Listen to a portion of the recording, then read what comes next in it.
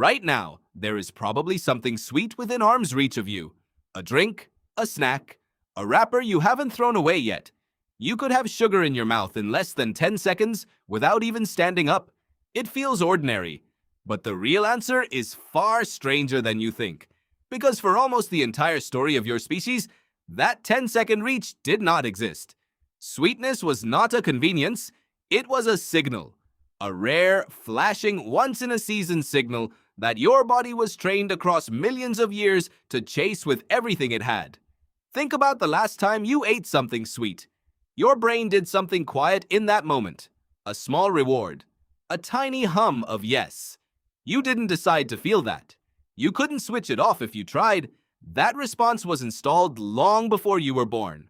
Long before anyone was born.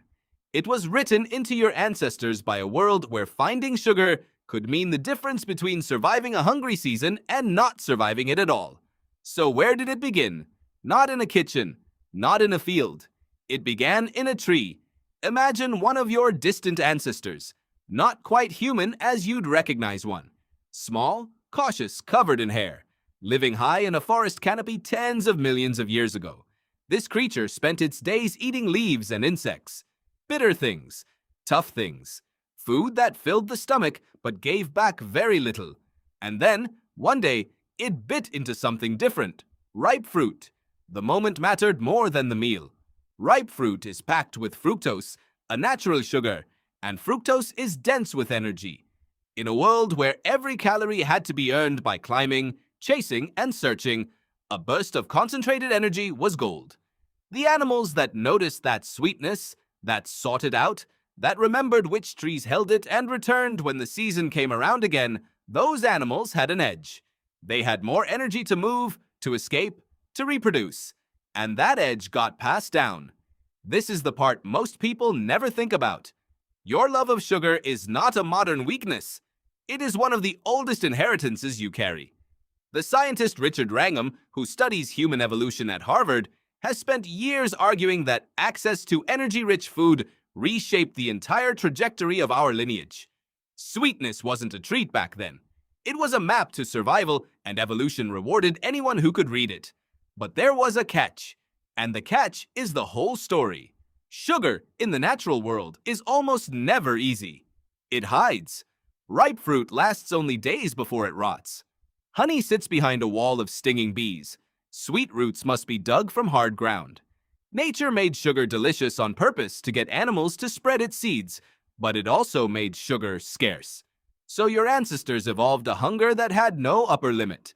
Because in a world where sweetness was rare, there was no reason to ever stop wanting it. You could never find too much. The break was the environment, not the appetite. Now hold that thought. A limitless craving held in check only by how hard sugar was to find. Remember it, because it's about to become the most important fact in the whole story. Move forward through time. Your ancestors come down from the trees. They stand upright. They spread across grasslands and coastlines and forests, and everywhere they go, they keep hunting that same signal, sweetness. But now they get clever about it. The first great sugar discovery wasn't farming, it was honey, and the evidence for it is written on stone. In caves across Spain, southern Africa, and India, there are ancient rock paintings, some of them thousands of years old, showing human figures climbing wobbling ladders and hanging from cliffs, reaching into wild beehives while clouds of bees swarm around them. One famous painting in the Cuevas de la Araña in Spain shows a lone figure suspended in the air, one hand plunged into a hive surrounded by furious dots. That figure risked their life for sugar. Ask yourself why anyone would do that. Why climb a cliff, endure dozens of stings, gamble your life for a mouthful of honey? Because to a body shaped by scarcity, honey wasn't food. It was treasure, the most concentrated hit of sweetness in the entire natural world. Your ancestors weren't being greedy, they were being logical. Their brains were running an ancient program that said, sugar is rare, sugar is survival, get the sugar at almost any cost. And it wasn't only humans who felt this pull. In parts of Africa, people learned to follow a small bird called the honey guide, which actually leads humans to beehives, waits for them to break it open, and then feeds on the leftover wax. Two species cooperating across the boundary of language, all in pursuit of the same golden reward. The biologist Claire Spottiswoode has documented how these birds and human honey hunters still communicate today, using specific calls, a partnership tens of thousands of years old. That is how deep the hunt for sweetness runs. It shaped not just our bodies, but our alliances. For most of human history, this was the balance. A powerful craving on one side, a stubborn scarcity on the other, and the two held each other in check. You wanted sugar badly, but you could only ever get a little. The system worked because it was almost impossible to break. Then, roughly 10,000 years ago, something happened that would eventually shatter that balance forever. It began quietly in the islands and river valleys of New Guinea and Southeast Asia. People there found a tall, fibrous grass. When they chewed the stalk, it bled a sweet juice. That grass was sugarcane, and for thousands of years, it stayed a local pleasure, something you chewed straight from the plant. But sugarcane was the first crack in a wall that had stood for millions of years. Because for the first time, humans could grow sweetness. They could plant it, multiply it, control it. Slowly, the knowledge spread. Traders carried sugarcane west, into India, where somewhere around 2,000 years ago, people made a discovery that changed the human diet forever. They learned to boil the juice down and crystallize it into a solid, a powder you could store, carry, trade, save for later. Sugar, for the first time in the history of life on Earth, became something that did not rot, did not hide, and did not fight back. Do you see what just happened? The scarcity was gone. The one thing that had ever limited your ancestors' bottomless craving had been removed, and nothing replaced it. From India, crystallized sugar spread along trade routes, prized like a spice, rare and expensive, a luxury for the wealthy.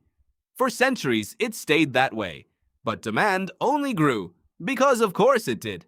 Your species had spent millions of years being tuned to want this exact thing.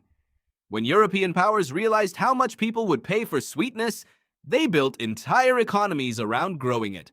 A dark and brutal chapter that reshaped continents and cost countless lives. The historian Sidney Mintz spent his career tracing how sugar transformed from a rare medicine into a daily staple, and how that transformation rewired not just diets, but entire societies. Sweetness stopped being a signal, it became an industry. And then, in just the last blink of time, sugar became cheaper than it had ever been. It got poured into bread, sauces, drinks, cereal, things that don't even taste sweet. It stopped being a reward you hunted and became a background hum in almost everything you eat. The ancient craving is still there, exactly as strong as it was in that fruit-eating ancestor high in the trees. But the wall that used to hold it back is simply gone. This is the twist your body never saw coming. You are running ancient software in a world it was never built for. Your brain still treats every sweet thing like a rare, precious seasonal miracle worth chasing. It still gives you that quiet hum of yes, that same reward your ancestors chased up cliffs and across continents. But the scarcity that once made that instinct wise has vanished. The hunger that kept your ancestors alive is now surrounded on all sides by an endless supply. Your instincts haven't failed you. The world simply changed faster than your body could. So think again about that sweet thing near you right now. When you reach for it, you're not being weak. You're answering a call that is older than your species, older than language, older than the first human hand that ever reached into a beehive.